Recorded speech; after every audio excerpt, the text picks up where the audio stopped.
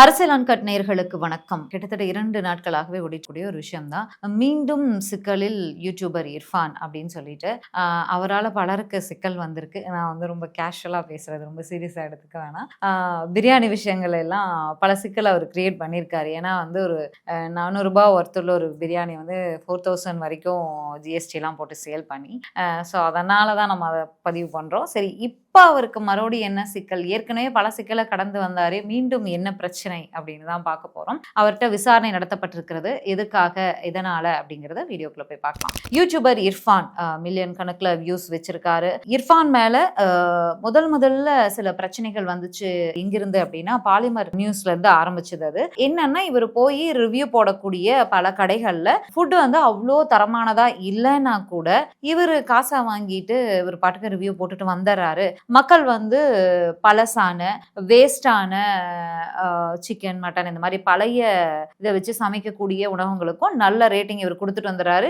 இவரோட ரேட்டிங்கை பார்த்து மக்களும் போய் சாப்பிட்டு அங்கிருந்து ஒரிஜினலா பாருங்க, இந்த மாதிரி இர்ஃபான் போட்ட வீடியோ பார்த்து தான் நாங்கள் இங்க வந்தோம், பார்த்தா வந்து பழைய சிக்கனை வச்சு சமைச்சிருக்காங்க, ஃபுட் பாய்சன் ஆயிடுச்சு, இப்படிங்கிற அளவுக்கு எல்லாமே நிறைய வந்து போயிருக்கு. அதுவுமே சின்ன சின்ன கேஸ் எல்லாம் அப்ப அவர் மேல வர ஆரம்பிச்ச ஒரு விஷயம். அப்பெல்லாம் வந்து நம்மளே பேசியிருப்போம். நம்மளாம் என்ன நினைச்சிருப்போம்னா, சரி நம்மள மாதிரி ஒரு மிடில் கிளாஸ் ஃபேமிலில இருந்து வந்த பையன் தானே, சரி சில தவறுகள் நடக்கிறது தான், பட் இனிமே வந்து அதை அவர் சரி பண்ணி பாரு, சரி பண்ணிக்கணும் அப்படின்னு நம்ம எல்லாம் வந்து நினைச்சிருப்போம். ஸோ நம்மள இருந்து போன ஒரு பையன் தானே, யார் ஒரு இடத்துக்கு ஒரு இடத்துக்கு போனாலுமே எல்லாருடைய மனநிலையுமே அப்படிதான் இருக்கும். ஆனா வந்து அவர் அதை அப்படி எடுத்துக்காம மீண்டும் மீண்டும் மீண்டும் வந்து அதை தொடர்வதும் ஒரு தவறு. ஊர்ல எல்லாம் பெரியவங்க சொல்லுவாங்க, சமூகத்தோட ஒத்து வாழணும் அப்படின்னு சொல்லி, ஊரோட ஒத்து வாழணும் அப்படின்னு சொல்லி. நம்ம நாட்டுல ஒரு சட்டத்திட்டம் இருக்கு அப்படின்னா அதை பின்பற்றுவது தான் எல்லாருக்குமே நல்லது, அதுதான் சரி. ஒரு நல்ல குடிமகனா, நீங்க வேற எதுவும் நினைச்சுக்காதீங்க, ஒரு நல்ல குடிமகனா நாட்டினுடைய சட்டத்திட்டங்களை பின்பற்றுவது தான் வந்து நல்லது. ஒரு ஒரு பெரும்பாலானோருடைய பார்வை உங்க மேல இருக்கு. பெரும்பாலானோர் உங்களை பின்பற்றுறாங்க, உங்களை பாக்குறாங்க, உங்களோட கமெண்ட்ஸை பாக்குறாங்க, உங்களோட வீடியோஸை பாக்குறாங்க, அவங்கள வந்து ஃபாலோ அப்படிங்கிற ஒரு பட்டனை கொடுத்து கிளிக் பண்ணி வச்சிருக்காங்க. அப்ப நீங்க பேசக்கூடிய விஷயங்களை, கருத்துக்களை எல்லாமே பார்ப்பாங்க. அப்படியான ஒரு நபர் அப்படிங்கும்போது இன்னும் கொஞ்சம் ரொம்ப கேர்ஃபுல்லா இருக்கணும், ரொம்ப தெளிவா இருக்கணும். ஒரு விஷயத்த நம்ம பேசுறோம், ஒரு விஷயத்த நம்ம சொல்றோம், ஒரு விஷயத்த ரெக்கமெண்ட் பண்றோம் அப்படிங்கும் போதெல்லாம் பட் அந்த எந்த ஒரு ஃபீல்மே இல்லாம அவர் இப்போ வரைக்குமே வந்து பயணிக்கிறாரோ அப்படிங்கிற ஒரு கேள்வி இருக்கு. சரி, இப்படியான பிரச்சனைகள் ஆரம்பிச்சு அது மாதிரி நிறைய விஷயம் வந்திருக்கு. அதுக்கப்புறம் பதிலுக்கு அவர் ஒரு வீடியோ போடுவார். அதாவது எல்லாத்துக்குமே வீடியோ தான். அதே மாதிரி இப்போ ஒரு பிரச்சனை வருது, ஒரு நெகட்டிவ் கமெண்ட் வருது அப்படின்னா பதிலுக்கு ஒரு வீடியோ போடுவாரு. இந்த மாதிரி நிறைய விஷயங்கள் இருந்துச்சு. சரி, ஓகே, அதை விட்டுட்டு வந்தா கூட மேரேஜ் ஆச்சு, அவங்க மனைவி, நம்ம இதுக்குள்ள அவங்களெல்லாம் இழுத்துட்டு வரக்கூடாது, பட் விஷயத்தை மட்டும் தான் நான் கன்வே பண்றேன். அவங்க கன்சீவா இருந்தாங்க. எல்லாருக்குமே ஒரு ஆர்வம் இருக்கும், நமக்கு பிறக்கக்கூடிய குழந்தை வந்து பெண்ணா ஆனா அப்படிங்கிறது தெரிஞ்சுக்கணும் அப்படின்னு சொல்லி. பட் நம்ம நாட்டில் அதை தடை பண்ணதுக்கு காரணம் வந்து எனக்கு தெரிஞ்ச ஹிஸ்ட்ரிஸ்ல அதுக்கு முன்னாடி இருந்தே 60s 70s வரைக்கும் இருந்திருக்கும்னு நினைக்கிறேன். அது பெண் குழந்தை பிறந்தாவே வந்து அது கள்ளிப்பால் ஊத்தி கொள்ளுது. இப்போ சமீபத்தில் மறைந்த இயக்குனர் இமயம் பாரதிராஜா அவர்கள் கூட கருத்தமான ஒரு படம் எடுத்திருப்பாரு. அதுல அந்த விஷயத்த ரொம்ப அழகா காட்டியிருப்பாரு. அது அந்த படம் பார்த்துட்டு இந்த மாற்றம் வந்து இங்கிருந்து ஒரு சிறு பங்களிப்பாகவும் ஆரம்பிச்சிருச்சு அப்படின்னு பேசினதெல்லாம் வந்து நானே கேட்டிருக்கேன் ஸ்கூல் படிக்கிற காலத்துல எல்லாம். ஸோ அப்படியெல்லாம் எடுத்திருக்காங்க. அட்லீஸ்ட் நமக்கு படிப்பறிவு இல்லை, ஒரு சட்டத்திட்ட அறிவு கூட இல்லை அப்படின்னா கூட இந்த மாதிரியான சின்ன சின்ன விஷயங்கள் மூலியமா நம்ம தெரிஞ்சுக்கிறதுக்கு பல வாய்ப்புகள் இங்கே இருக்கு. இன்னைக்கு சாட் ஜிபிடி இருக்கு, ஏஐ இருக்கு, எல்லாமே இருக்கு. ஆனா அன்னைக்கு வந்து கூகுள்ல போய் கேட்டாவே கூகுளே நமக்கு சொல்லுவாரு, இது சரியா, இது இங்க நடைமுறையில இருக்கு, இது எத்தனை ஆண்டுகள்ல இருந்து எல்லா வரலாறையும் வச்சிருவாரு. அப்படிங்கும்போது இங்க டெஸ்ட் பண்றது மட்டும்தான் தடையா, இல்ல அறிவிக்கிறதும் தடையாங்கிறதுல இருந்து எல்லாமே தெரியும். அப்படி நம்ம பாதி தப்பு பாதி ரைட்டுன்னா அவர் எஸ்கேப் ஆகவும் முடியாது. அப்படி இருக்கும்போது நீங்க துபாய் போறீங்க, அங்க போய் செக் பண்றீங்க, அட்லீஸ்ட் அங்க இருந்தே வந்து நீங்க அத அறிவிச்சிருந்தா கூட அதை இங்க இந்தியால அதை டெலிகாஸ்ட் பண்றதுக்கு கூட தடை இருக்கு. நீங்க வீடியோவை துபாயில இருந்தே போட்டிருந்தாலும் கூட அந்த வீடியோவை நம்ம தமிழ்நாட்டுல இந்தியாக்குள்ள டெலிகாஸ்ட் பண்றதுக்கே தடை இருக்கு.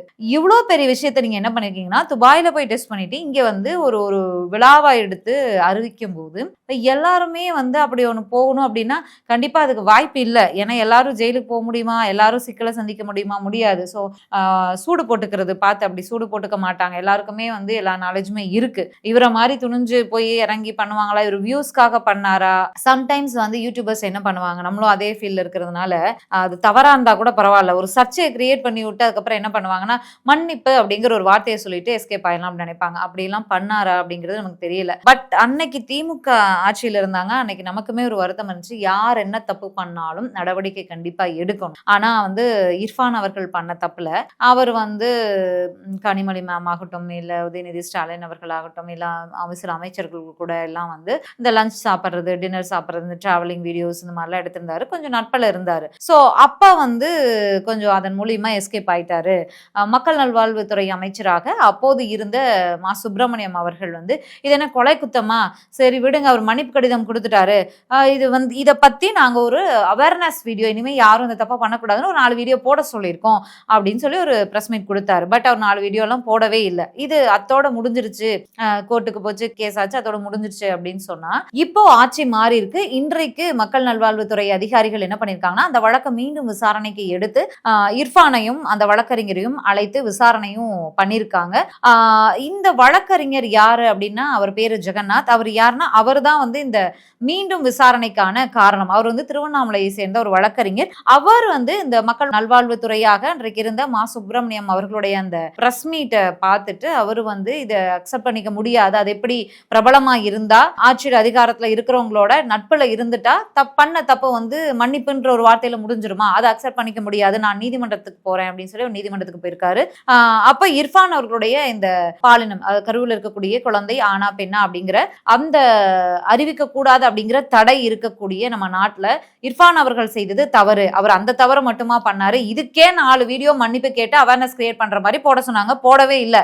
அதோட நின்னாரா அப்படிங்கறத நான் அடுத்து கண்டினியூ பண்றேன். அதுக்கு முன்னாடி என்னன்னா இந்த ஜெகநாத் வந்து வழக்கு போட்டாரு. அதுல எடுத்த நடவடிக்கை என்ன, இர்ஃபான் அவர்களுக்கு கொடுத்த தண்டனை என்னன்னு எனக்கு தெரியணும்ன்ற மாதிரி அவர் வழக்கு போட்டாரு. அந்த வழக்கின் அடிப்படையில தான் மீண்டும் மக்கள் நல்வாழ்வுத்துறை அந்த வழக்கை விசாரணைக்கு எடுத்திருக்காங்க. கண்டிப்பா இதுல வந்து நடவடிக்கை நாங்க எடுப்போம். மன்னிப்புன்ற ஒரு வார்த்தையை சொல்லிட்டா இதோட முடிஞ்சிடாது, கண்டிப்பா அது மிக பெரும் தவறு. அதனால அவர் மீது என்ன நடவடிக்கை எடுக்கலாம் அப்படிங்கிற விஷயத்த நாங்க ஆகஸ்ட் 15ஆம் தேதிக்குள்ள நீதிமன்றத்துல சமர்ப்பிப்போம். அதன் அடிப்படையில அவருக்கு கண்டிப்பா பனிஷ்மெண்ட் இருக்கும் அப்படிங்கிற மாதிரி தான் தகவல் வந்திருக்கு. ஒரு தப்பு பண்ணிட்டாங்க, முன்னாள் மக்கள் நல்வாழ்வுத்துறை அமைச்சர் மா சுப்பிரமணியம் சொல்ற மாதிரி கொலையா பண்ணாரு, மன்னிக்க வேண்டியதானே அப்படின்னு சொன்னா, சரி நான் மன்னிப்புன்ற ஒரு வார்த்தையை சொல்லிட்டு அவேர்னஸ், நீங்க பண்ண தப்புக்கு அவேர்னஸ் கிரியேட் பண்ற மாதிரி 4 வீடியோ போடுங்கன்னு சொன்னாங்களே, அதையாவது பண்ணாரா? போடவே இல்லை அவரு. இது ஒரு விஷயம் இருக்கு. சரி அதோட நின்னாரா? அதுக்கப்புறமா ஒண்ணு பண்ணாரு. என்னன்னா டெலிவரி டைம்ல ஆபரேஷன் தியேட்டருக்குள்ள போயிட்டு குழந்தையினுடைய தொப்புள் கொடியை கட் பண்றது, அதை வெளிநாடுகள்ல அதெல்லாம் சகஜமா நடக்கக்கூடிய விஷயங்கள் தான். இங்க வந்து என்ன மாதிரியான நடைமுறை வந்திருக்கு அப்படிங்கிறது நமக்கு இன்னும் தெரியல. பட் நம்ம நாட்டுல வந்து இப்போ என்ன எது வரைக்கும் வந்திருக்காங்க அப்படின்னா, டெலிவரி டைம்ல ஹஸ்பண்ட் உள்ள இருந்து பார்க்கலாம், மனைவி வந்து ஒரு பிள்ளையை பெற்றெடுக்கிறதுக்கு எவ்வளவு சிரமப்படுறாங்க அப்படிங்கிறத பார்க்கலாம். அது வரைக்கும் வந்து அலோ பண்ற ஒரு இடத்துக்கு வந்திருக்காங்க. தொப்புள் கொடியை கட் பண்றது இங்க அலோ பண்ணப்பட்டிருக்கா அப்படிங்கிறது எனக்கு சரியா தெரியல. சரியா தெரிஞ்சுட்டு மீண்டும் இந்த வழக்கு தொடர்பா பேசும்போது நான் பதிவு பண்றேன். சோ இந்த நேரத்துல இவர் போறாரு, கேப் போடல, ஷூ தான் போட்டிருப்பாருன்னு நினைக்கிறேன். வழக்கம் போல அந்த ட்ரௌசர் மாதிரி ஒன்று போட்டிருப்பாரு இல்லையா, அதே காஸ்ட் போறாரு. அந்த ப்ளூ இதை மட்டும் போட்டுக்கிட்டு கேப் போடலன்னு நினைக்கிறேன். கிளவுஸ் போட்டிருந்தாரு அப்படிங்கிறது கூட எனக்கு சரியா ஞாபகம் இல்லை. போறாரு, சிசரை வாங்கி கட் பண்றாரு. அது எஸ்கிரிப்ஸுக்காக கட் பண்ணிட்டா என்ன ஆகும் அப்படிங்கிறதுலாம் நமக்கு தெரியல. அந்த ஹாஸ்பிட்டல் மேல நடவடிக்கை எடுத்தாங்க. அதுக்கப்புறமா அது கூட அப்போதைய நடவடிக்கையா தான் இருந்துச்சுன்னு செய்திகள்ல வந்துதான் எனக்கு ஞாபகம். இவர் மீது ஒரு நடவடிக்கையும் கிடையாது இந்த விஷயத்துலயுமே. அதோட நின்னாரானா அதுக்கப்புறம் நிறைய விஷயம், அதுக்கப்புறம் நான் பிரியாணி பண்றேன் அப்படி இப்படின்னு சொல்லிட்டு ரம்ஜான் டைம்லயோ அதான் ரம்ஜான் டைம்ல நினைக்கிறேன், நானே வந்து பிரியாணி பண்றேன், இவ்வளவு நாள் நான் மற்ற இடங்கள்ல போய் பிரியாணி பண்ணி வாங்கி சாப்பிட்டு உங்களுக்கு போட்டிருக்கேன், இப்ப நான் வந்து பிரியாணி பண்றேன், என்கிட்ட இருந்து நீங்க வாங்கலாம் அப்படின்னு சொல்லி ஒரு விஷயத்த ஆரம்பிக்கிறாரு. அதாவது ஒரு மார்க்கெட்டிங் பிசினஸ் மைண்ட்ல ஒரு மார்க்கெட்டிங் ஸ்ட்ராட்டஜியோட பார்த்தோம்னா ஓகே, ஒரு பிசினஸ் ஐடியால ஒரு நல்ல ஐடியா தான். பட் வந்து நம்ம யோசிச்சோம் இல்லையா, இர்ஃபான் வந்து ஒரு தப்பு பண்ணும்போது நம்ம யோசிச்சோம்ல, நம்மள மாதிரி ஒரு மிடில் கிளாஸ் ஃபேமிலியிலேருந்து வந்த பையன் தானே, சரி ஒரு தப்பு மன்னிச்சு விட்டுருவோமே, திருந்திப்பாரு அப்படின்னு சொல்லிட்டுலாம் வந்து நம்மலாம் பேசுவோம் இல்லையா, அந்த டீ கடையில் உட்காந்து பேசுகிற மாதிரி ஒரு விஷயம் வருது அப்படின்னா நம்மளாம் பேசுவோம் இல்லையா, அப்படியெல்லாம் தான் நம்ம பேசியிருப்போம். ஜென்ரலாக எல்லாரும் மக்களுமே அப்படி தான் நினச்சிருப்பாங்க.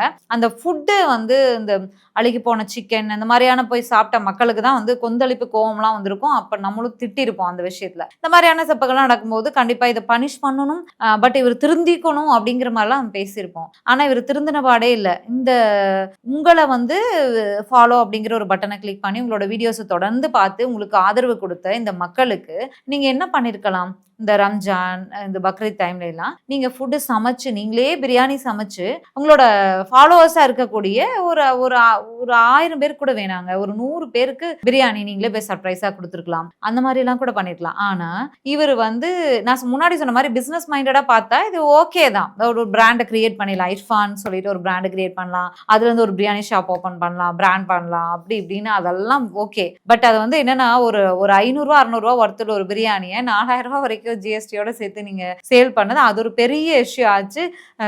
அதுவும் மிகப்பெரிய ஒரு இதுதான். அதுக்கப்புறம் அவங்க சகோதரியை வந்து வீடியோலயே திட்டினது, ஒரு பேட் வேர்ட் சொல்லி திட்டினது, அதை அப்படியே எடிட் பண்ணாம போட்டது, இந்த மாதிரி 1000 பிரச்சனைகள், விமர்சனங்கள். பார்ப்போம், இந்த விஷயத்துல ஆட்சி மாற்றம் வந்திருக்கு. அவர் மீது வந்து நடவடிக்கை கண்டிப்பா இருக்கும். ஆகஸ்ட் 15ஆம் தேதி நாங்க கோர்ட்ல சப்மிட் பண்றோம்னு சொல்லியிருக்காங்க. பார்ப்போம் பனிஷ்மெண்ட் கொடுக்குறாங்களான்னு பார்ப்போம். அப்படி இல்லைன்னா இதுக்கப்புறமா அவர் திருந்துறாரா அப்படிங்கிறதெல்லாம் பொறுத்து தான் பார்க்கணும். மீண்டும் பேசலாம் இன்னொரு வீடியோல.